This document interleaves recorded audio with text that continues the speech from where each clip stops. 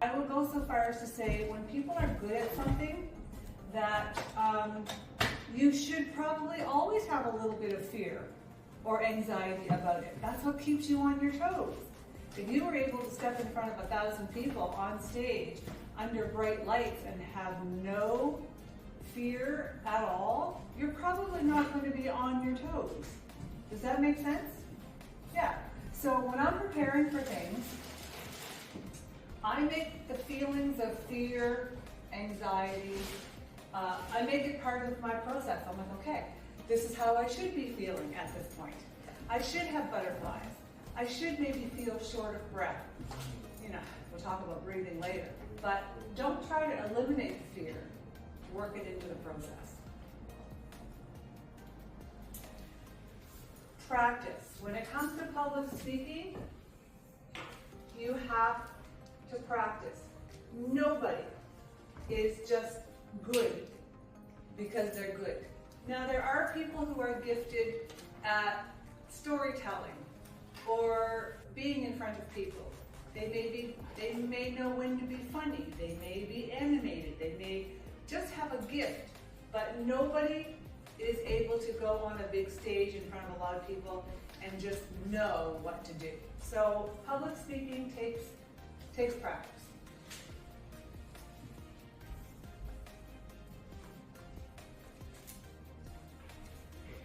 Okay. Next is breathing. This is what takes a lot of people out. People can actually feel faint, feel short of breath, and then that creates like a loop with the fear and feelings of anxiousness. So a big thing with speaking is, even though to you it seems like it's a long time, you have to just take that deep breath, exhale, do it backstage or at your desk at school before you go on in front of an audience. But even when you get on stage or in front of the classroom, just take that second to take that breath, inhale, exhale, so that you're not breathing from here up. Because when you're scared, fearful, anxious, this is where we breathe from. Just this shallow chest breathing. And that doesn't give you a lot of oxygen. It's when you breathe from your diaphragm that you get the oxygen that, sends fresh oxygen to your brain. So if you're really nervous and anxious and you start breathing that shallow breath from your chest, your brain's not getting enough oxygen. That can make it hard to think of what you're going to say, where are my words, what do I say first. So learning techniques of breathing to calm the fear is really important. So, take 1 to 3 deep breaths before speaking. Does anybody here do any kind of deep breathing or meditation? It can also wake you up, right? Like deep breathing. Let's just try it. Everybody sit up nice and straight. Feet flat on the floor. And I want you to think about breathing in only through your right nostril. In through your right. Hold it. Exhale slowly. In through your right. All the way down. Exhale slowly. Now in through your left. Exhale slowly. In through your left nostril. Exhale. Isn't that refreshing? Doesn't that make you feel more alive? So breathing and public speaking really do go hand in hand. Helps you get a handle on your nerves, helps you to be able to find your words and get started, gives you a sense of calm. And if anybody has anything to say while we're doing this talk, jump right in, I don't mind. This is one of the big things. This is one of the top 3 things in public speaking. Filler words. And this also should be eliminated from your vocabulary just as you become a grown-up, right? You should not be using the filler words. Let me give you an example. And this example, I swear to you, is real. I just encountered it with a young woman when I was at Miss Universe Canada last week. This is how the conversation went. So I was on the plane and it was delayed, I hardly even got to my gate. I was so distracted and I just wanted to get away from that conversation. I didn't know what to do with that conversation. I felt like it was ping pong balls hitting me off the face. It's so distracting to listen to a speaker, especially, because when somebody is up in front of you speaking, they kind of have you as you can't go anywhere, right? You're there. You have to listen. So when speakers use those words repetitively and out of context,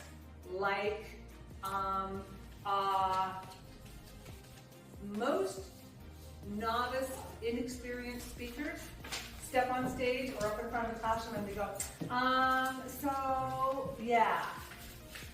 3 words that they've said absolutely nothing. So yeah, I'd like to talk about, right? You've heard it, I know you have. It's so important to work on getting rid of those filler words. It's very distracting. It distracts from probably all the brilliant stuff that you're sharing. All people can hear is the I went over to the coffee shop and they didn't have what I liked, so I was like, what's going on? And you know I'm not exaggerating. I know you hear those conversations every day. And when I hear them from full-grown adults who are in their 30s and 40s, it flips me out. Do you know what that term means? Flips me out. I'm like, what am I hearing? Yeah, it's not a good thing. It is very unprofessional. It comes across like you are 10. So filler words, everybody should endeavor to get them out of your vocabulary. So filler words are distracting, immature, and detracts or takes away from what you're trying to say, what you're conveying. I had a friend of mine who I used to work with when I had my modeling agency, and her daughter graduated from university, and so my friend went to one of the ceremonies, and the valedictorian for that year was speaking, and my friend said, Lorraine, all I kept thinking about was you. She was the highest average student of the entire year, and my friend said every other word out of her mouth was I can't believe I'm here, this is so amazing, it is so, it really does give a picture that you don't have any substance, that what you're saying is trivial and unimportant, and at the very minimum, it makes it very hard to focus on you. So I hope I drove home my point about filler words, because the first thing is, so you may say, well, how do I get rid of them? So the first thing to do is notice when you say them. If you hear yourself use, there is a place for the word like. There is a place for it. But if you hear yourself using like as this filler for another word, if you hear yourself using it often where you know it doesn't belong, recognizing it is the first thing. So if you know you use like a lot, recognize it. Don't try to change it at first. Just notice how often and in what situations do you do that. And then, in a week or two, start to be more critical of yourself and say, I'm going to stop using those. Every time I hear myself say, I'm going to stop. I'm going to say, okay, I just said that again. What else can I say? If you're speaking or if you're presenting in school, one thing you can do is, if the word that you want doesn't come to your mind, just for a moment, say nothing. Don't use the filler words to save you. Just allow yourself a couple seconds and the words will come. But please endeavor to eliminate those filler words from your vocabulary. Okay? Anybody have anything to add about that? Who here knows they use and like a lot? Okay, and it's normal. It's normal. Yeah. I get it. Yeah, so be aware of them and, try to stop saying them. So, let me see, animated. I want you to, when you're speaking, you can't be what we call a talking head. Hi, I'm here today to tell you about my amazing project that I worked for 2 months on. Here it is. No, you do have to capture the audience. So you need enough animation, and what I mean by animation is movement, interest, stuff that keeps the audience wanting to watch you and listen to you. So there is a fine line between too much hands, right? And enough hands that supports what you're talking about. If you're talking about something really exciting, you might be like, and it was magnificent. Hands up in the air means triumph, right? Magnificent success. So being just animated enough that you are keeping people's attention. Another thing is to really be grounded. Having your feet firm on the floor, feeling like you're grounded, that's going to give you more support in remembering what you're talking about and feeling like you're commanding the room. This is actually somewhat of a power posture, is feet firmly on the ground, hands by your side. I mean, this really is, but you're not going to be doing this while you're speaking. So feet firmly on the ground, as opposed to leaning to one side. You literally don't feel as grounded. So both feet on the ground, looking at your audience. Doing a little bit of movement is okay, right? Again, it's about being interesting and animated and having people watch you. That's very important as well. One thing to keep in mind, if you are doing a talk that's in a place that has lighting, it's really important that you know where you have to step into the light. So if you wander too far forward and you're, let's say, in a theater, the light's not going to get you, nobody's going to see you, right? That happened last week at Miss Universe Canada. A number of the girls stepped out in the bathing suit round and they looked beautiful and they did this, and we had to tell them after the show that you missed your mark. That big red X was for you to stand on so that the camera could see you and you were under the light. So if you're speaking in a theater, maybe part of something to do with school where you're doing a presentation, you need to make sure that you know where your mark is for lighting. Just like it's important to be animated to engage your audience, it's also important to understand that there are things that distract, like some of the things that we do in our normal life when we're nervous, like doing this, playing with my hair. That's actually a place where I should have used the word like, doing things like. That's the use of the word like. Playing with your hair, shuffling your feet if you're nervous. Very distracting, right? So that's another reason why I tell people to be grounded. Have your feet on the floor, feel like you're very secure. Use your hands a little bit to back up what it is you're talking about. And other than that, don't do too much with your hands. This is another thing that people do when they're nervous, is they can have a tendency to wring their hands. Right? If you start now watching people who are speaking, you might see this kind of thing. They're nervous. That's a way to handle their nervousness. So backstage, I often tell people, shake it out.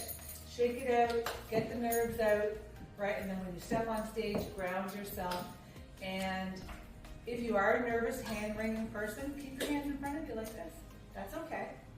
Or have them loosely clasped behind you. Some people speak like that because they know their tendency is to use their hands too much. So that's another thing you can do as a speaker.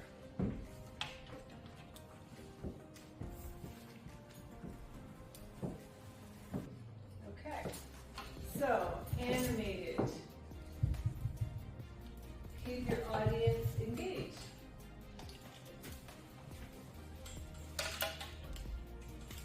And all of this goes for whether you're standing up in school doing a 5-minute presentation or you're on stage doing a TED Talk. All of these principles apply.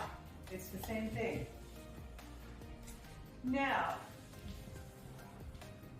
let's go on to speech. And you guys have already learned some of this, so this should be second nature to you now.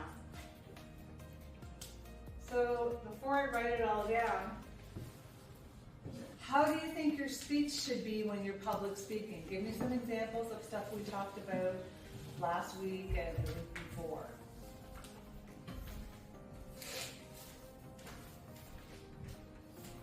What are kind of the principles of communication? You remember we talked about that? Okay, so speaking slowly. I don't mean dragging it out like that, but I mean speaking slowly enough that people can understand what you're saying. Clearly. Right? So enunciating your words really clearly so that people can, again, make out what you're saying.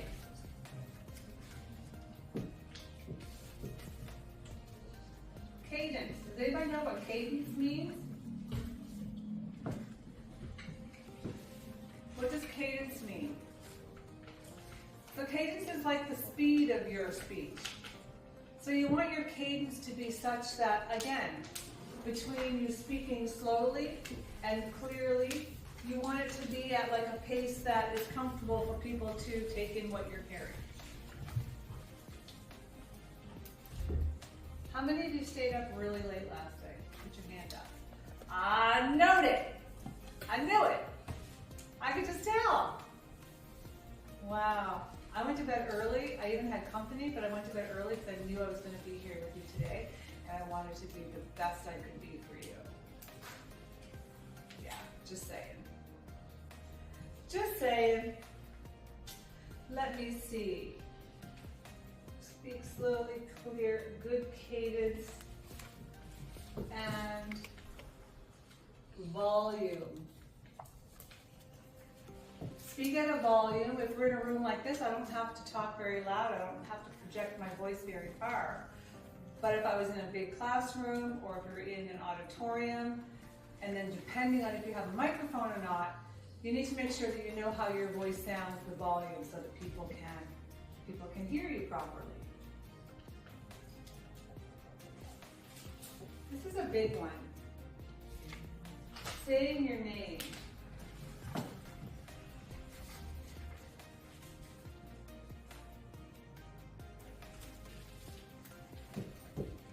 Does anybody here have the first letter in their last name is the same as the last letter in their first name?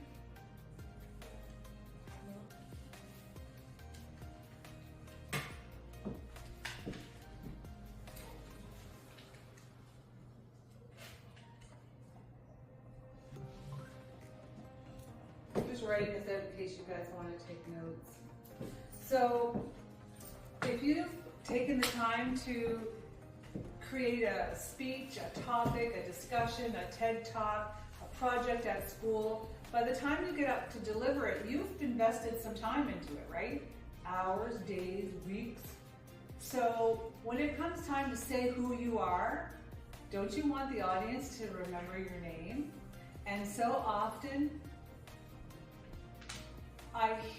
it's just a blur. I'm like, what did they say their name was? because they run their first name and last name together. So you don't hear clearly what the name is. So if somebody's name was Nick Klein, you're like, what? Nick Klein? Nick Klein? So leave a little brief pause. Hi, my name is Lorraine Peters, right? Be clear about your first and last name so people can get it. So they can go to the internet and look you up because they thought what you said was awesome. Very important. Make sure that you are able to get credit and be known for what you're talking about. Okay, so up here I talked about practice. How can we practice to become better speakers? Prompts. Have any of you done speaking prompts in school? That's what we're going to do here today. Have any of you done speaking prompts? No? Okay. So for example, if I said I wanted to prompt your creative thinking by saying, write me 3 paragraphs on the color that makes you feel the happiest and why. That's a speaking prompt. It's prompting you, right? So you don't have to come up with something on your own. And you can find all kinds of speaking prompts. You can buy journals of speaking prompts. You can go see speaking prompts on the internet. I do a lot of speaking prompts because I'm preparing for another pageant. I love speaking prompts because it makes me go to a place like, if I was a pizza, what kind of pizza would I be and why? Well, I feel like I'm a pepperoni pizza because it's classic, it's been around forever, and you know what you're getting. So I like a pepperoni pizza. So that's a speaking prompt, right? So we're going to do that today. Also practice, has anybody here heard of Toastmasters International? Okay, well Toastmasters International, Christine, have you heard of them? Yeah, I used to be a member. Yeah, I'm not surprised. Toastmasters International. They've been around for an incredibly long time, like probably since the 40s, 50s maybe, like a long time. Toastmasters International is all over the world, and there is a chapter in St. John. I'm not sure what the youngest age is that they take people, do you know? I think it's open to high school students High as school well. students? Yeah. Toastmasters International is a professional organization built around helping people be influential and good public speakers. And I joined years ago for a short period of time. It's amazing. I may go back someday. But that's another place where you get to practice and really become an eloquent public speaker and presenter. Yeah. And it's always good to have critique, other people's eyes on what you're saying and how you present. Sometimes it can be hard to hear criticism, but it's a really good thing if you can learn to separate yourself from what is being critiqued. It's really good to be able to take constructive criticism. It's how you grow. Dress.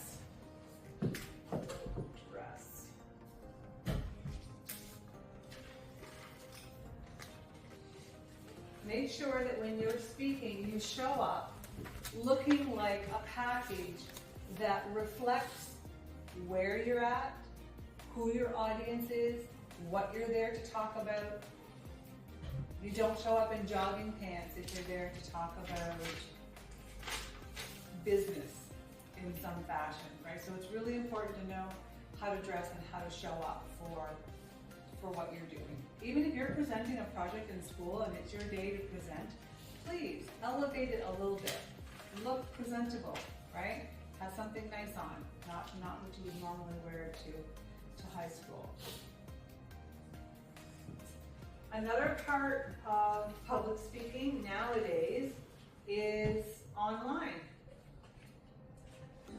You can find courses, conferences, workshops, anything that you used to go to in person, you can now find the equivalent online. So if you are at any point doing something online and you are the presenter, here are some things to keep in mind. You need to make sure you have a clean background. Does anybody here old enough to remember what the news became during the pandemic when they were interviewing the news was interviewing so many people from around the world in their homes, right? I don't know if you're like me, but I love to know about other people's lives. Like if you sat me down with a box of your family pictures with your grandma and your grandma's grandma, I would be so into it because I'm so curious about other people's lives.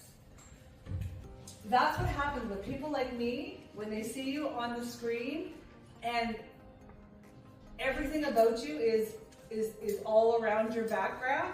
I'm not looking at you, I'm like, oh my gosh, what are they reading? What's that thing laying on their desk? I want to know what makes you you, so I'm not even paying attention to you. So it's really important, because I'm sure there's more people out there like me,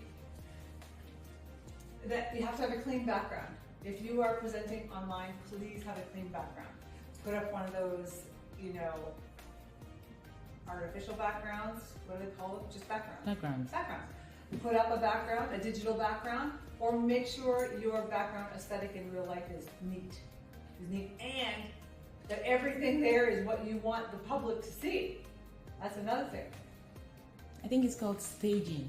Staging, yes.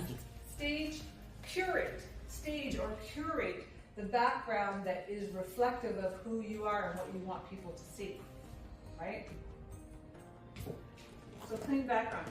Very important is test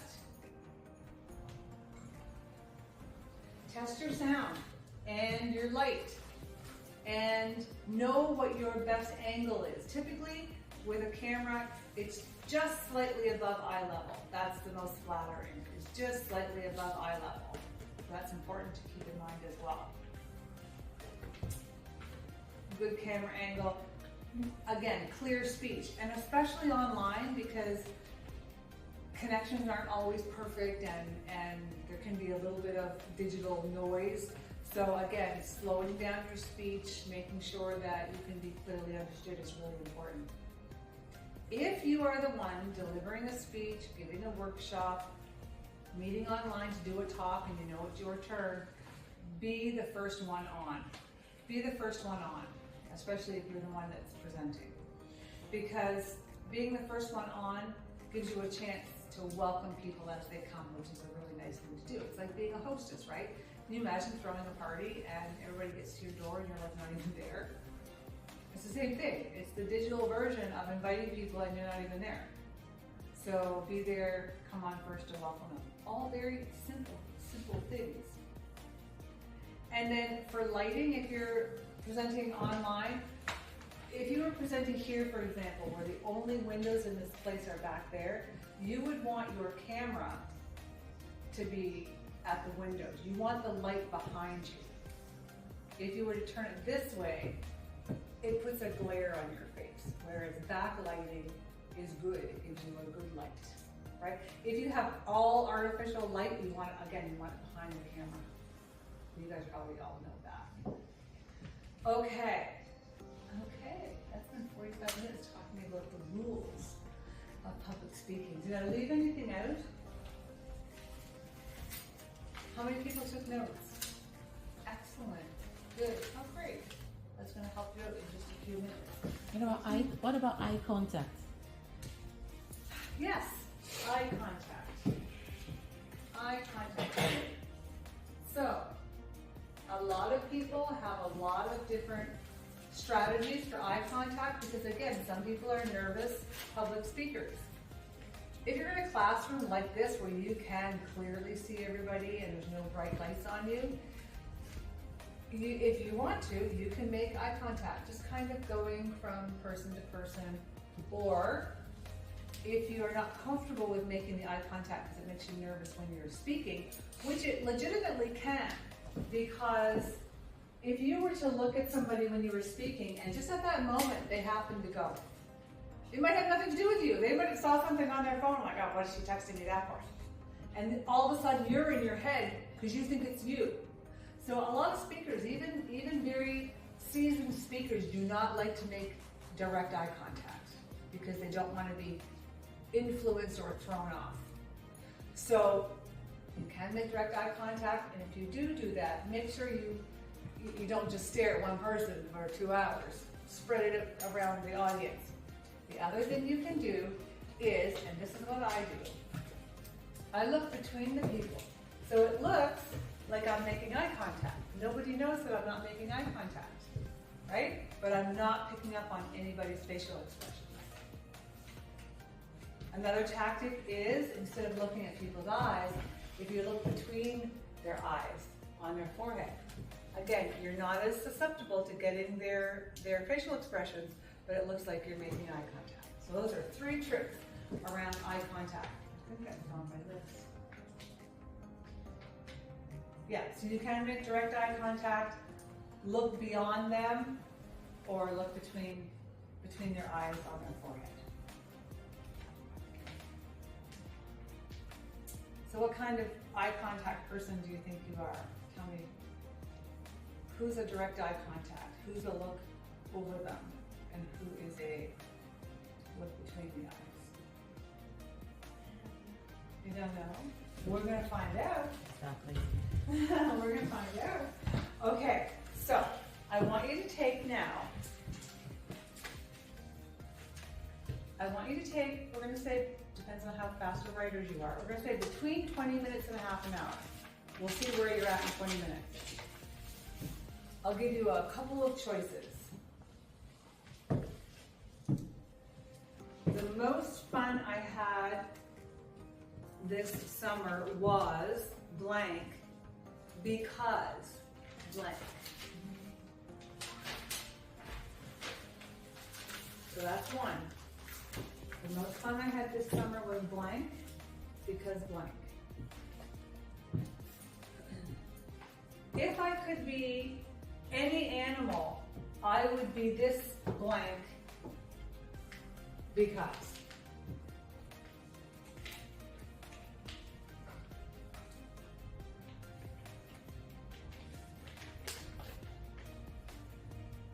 And my favorite book or movie is blank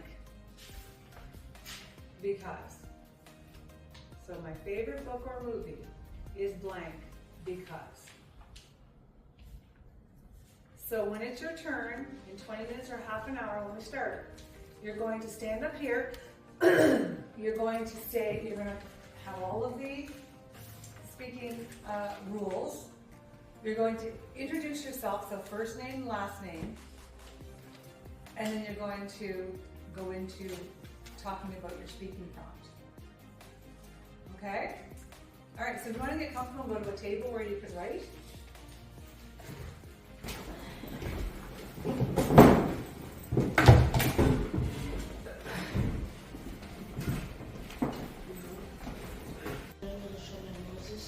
The most fun I had this summer is when I went to Lorraine because I got to see a lot of animals. If I could be any animal, I would be the Black Panther because it is unique and it is my favorite animal. My favorite movie / book is Black Panther because it's my favorite animal. Thank you.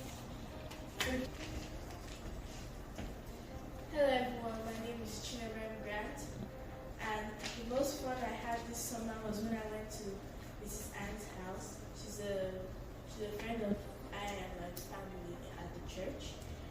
We went to her house because she wanted us to meet her dog, Holly, and we played some dominoes and we made dinner and it was really fun. But I didn't really answer number 2 because I don't know which animal I want to be. And my favorite movie is How to Train Your Dragon because it is so magical and I really love the main character Hiccup because he really shows a lot of growth and character. Even when his father dies, he immediately takes up the role of chief in his village, even though it was at the beginning of the village. Thank you. My name is Grant Children. The most fun I had this summer was going to Camp Medley because of all the activities and everything I experienced over there. If I was any animal, I would be a bird because of how free they are and how relaxed they are all the time. And my favorite movie is also how to train a dragon, how to train your dragon, because my sister has watched it a lot. Hi, my name is Chidima Uche, and the most fun I've had this summer is when I went to Mountain because I got to go to Magic Mountain with my family and cousins. And if I could be any animal, I would be a dog because it's number one in the world with the most household pet. And if I'm a dog, I have a bigger chance of finding a home. And my favorite movie is K-pop Demon Hunters because I always wanted to go to Korea. Hi, my name is David Joseph. The most fun I had this summer was actually coming to Power Strides. For me, it's not really about partying because there's something in Nigeria. There's a song actually. It says party after party. So if you party, is also the next thing you do is party. So for me, it was coming out, like making new friends, learning new things. Because if not that, I'll probably be at home reading, sleeping, exercising, or my friends would force me to go somewhere else. Then my favorite, if I could be any animal, I'll be a dog, precisely a German Shepherd, because I've always wanted to like experience their senses, like their senses, the smell, eyes, be able to see things that human eyes can't see. My favorite book, I don't actually have one, but I have an author that I read from. His name is James Patterson. I like his books about detectives, police, the cover works, and stuff like that. And my movies, I'm not really a movie person. If I should watch a movie, it's probably because it's a detective movie, like undercover stuff, like let's say The Rookie, SWAT. The only movie that I watched that wasn't a detective movie was Akila and the Bee, and that was like since forever. But what stuck with me in Akila and the Bee was 20 minutes, 30 minutes into the movie, Akila was not confident. Then the man asked her to read something on the word that you can be who you choose to be. You give light to other people's, through yourself. So that stuck with me from that movie. That's why it's one of the movies apart from the detective movies. Thank you. Hi everyone, my name is Ojudun Uwanu. The most fun I had this summer was when I went to the church picnic. I felt like I was outside, it was natural, I felt breeze. The most, like the animal I want to like a peacock because I want to like show off my feathers, proud to show off my feathers, show off my abilities, show off my strength. And the book I like most is like the detective, it's a detective. Because I like detective story, how they find out case, crack the case, how they see stuff like that. And the movie I love most, I think it was The Spy Yesterday. I like it because it has a combination of action, drama, love, and comedy. Because like the guy, I'm using the right. The guy he liked this lady that lived beside him, and she already had kids. I think I don't know died the next time. So the guy liked it, and he was an undercover detective. So he did not tell her until she left him with her kids, and she traveled somewhere. Then the kid now found out, one of the kids told him, and she now came back to the kids for her. But later on in the story, they later forgave themselves and came back together. The guy was like undercover spy, so he was like people were coming to him to attack him, and he's good at fighting. So he always won, but they always come out. She thought that they were enjoying the kid, but at the end of the day, they finally caught that guy that was trying to captured me. Hi, my name is Sheila Dumani, and honestly, I'm a person who writes a lot. So if I was being truthful to you guys, I haven't like finished it. So it might seem a little bit long, but bear with me. So first off, I'm gonna start off with the most fun I had this summer. I didn't really have much fun this summer, but if I'll say the one that stood out for me was when I went grocery shopping with my mom. Yeah, I mean, it may not sound as fun as it is, but trust me, walking around the aisles and just seeing every single thing I would want and just passing it by, just, yeah. That's what it stood out for me.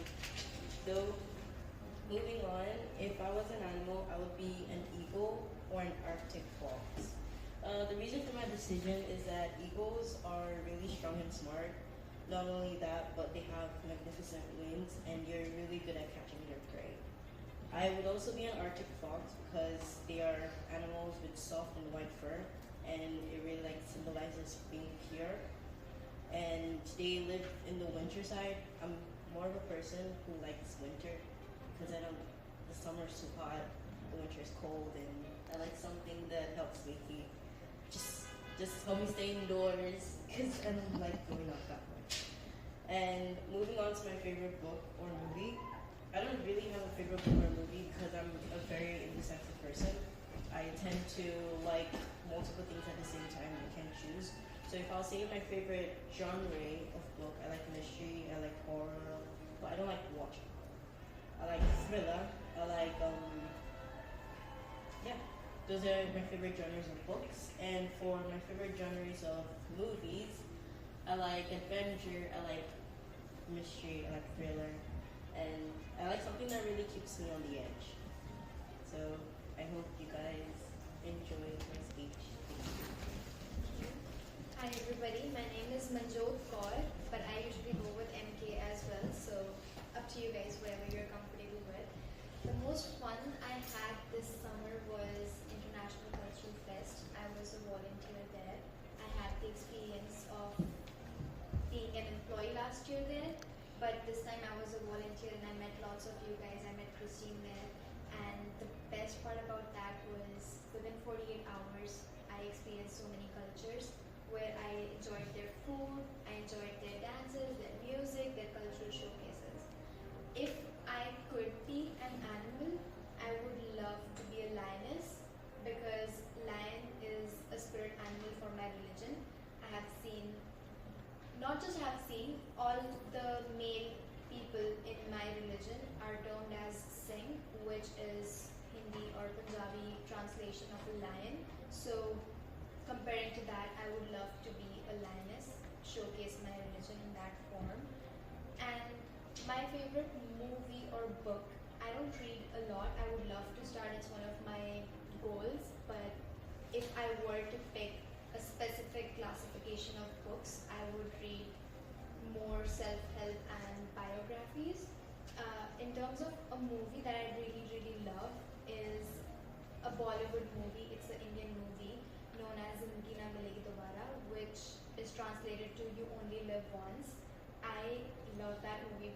Like, I remember each and every sentence of that movie. I've seen it so many times. It's about three friends who just go on a trip, a bachelor trip for one of the friends. But it's not like a bachelor trip where men fool around.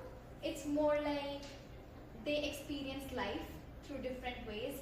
One of them, so each friend decides an activity to do in Spain. One decides scuba diving, another decides skydiving, and the other one decides the other thing. And they all have to do it together. That movie inspires me so much. It has inspired me so much that I went to skydiving this Monday.